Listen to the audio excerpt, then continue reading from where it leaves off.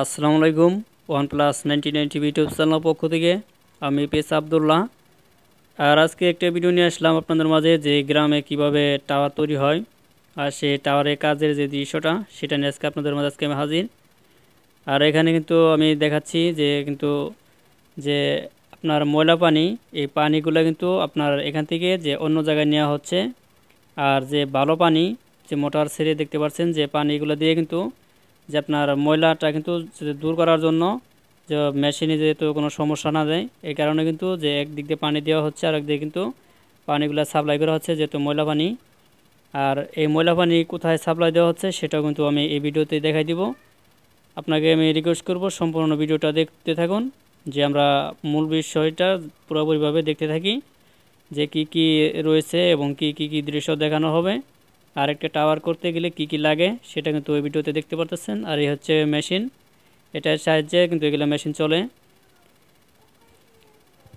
আর এই পর্যায়ে আমরা দেখতে পারবো যে আমরা যে টাওয়ার গাড়ার সময় যে নিচের দিকে কিভাবে অংশটা করতে হয়।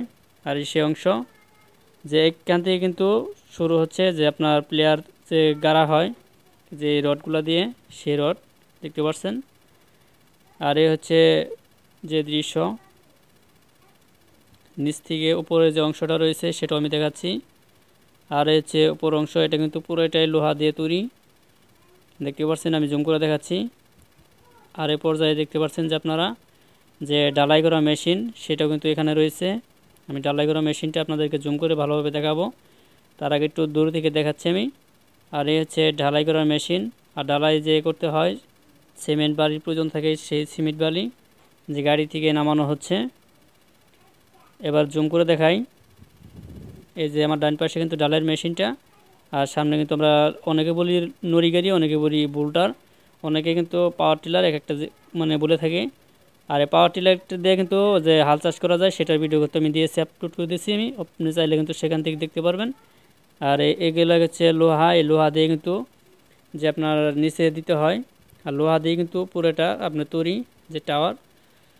আর অনেকের মনে কিন্তু প্রশ্ন থাকতে পারে যে টাওয়ার, যেটা কি টাওয়ার, গ্রামীণ না এয়ারটেল নাকি বাংলালিংক, কিন্তু আসলে ভাই এটা বলতে গেলে কি অনেক ব্যবসা হয়, কিন্তু আসলে লং ভিডিও না, একটু শর্টকাট ভিডিও।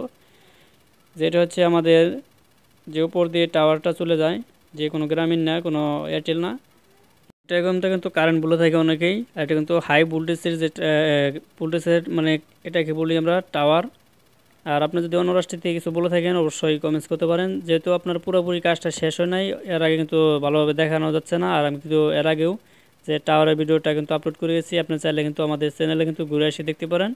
আর আপনার যদি খুবই দেখার প্রয়োজন থাকে অবশ্যই আপনি কিন্তু অন্য অন্য যে ইউটিউব চ্যানেলে সার্চ করে দেখবেন, আপনি যে টাওয়ারের ভিডিও কিন্তু অনেকগুলো ইনফরমেশন আপনি পেয়ে যাবেন।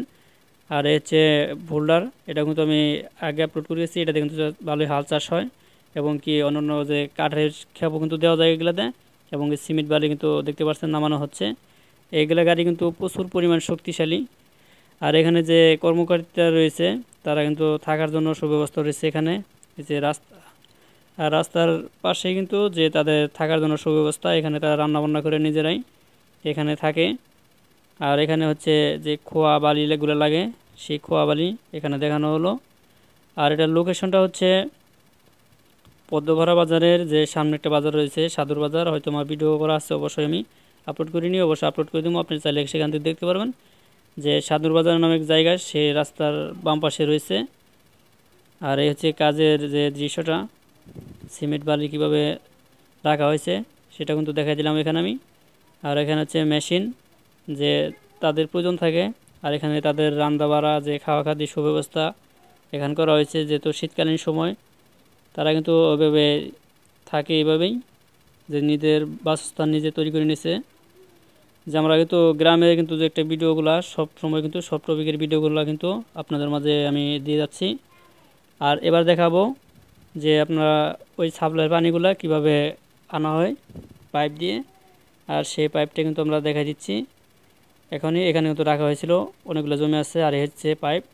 আর এই পাইপ দিয়ে কিন্তু সরাসরি যে আপনার যে ধানের চাষের জমিটা ছিল সেই জমির ধান চাষের জমিতে কিন্তু রাখা হয়েছে, দেখতে পাচ্ছেন যে অন্য জায়গা থেকে এটা কিন্তু পাইপের মাধ্যমে, যে পাইপের ভিতর থেকে কিন্তু সব কিন্তু যে ময়লা আবর্জনা পানিগুলো সব কিন্তু এই পাশে চলে আসছে।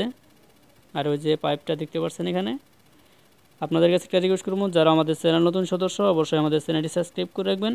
আর যারা আমার নতুন অবশ্যই ভিডিওটি দেখতেছেন, ভিডিওটি ভালো লাগলে অবশ্যই লাইক করবেন। আপনি কোন রাশিতে কী ভাষায় বলে থাকেন, এগুলোকে টাওয়ার নাকি কারেন্ট অবশ্যই কমেন্টস করে যাবেন, কমেন্টস করতে ভুলবেন না।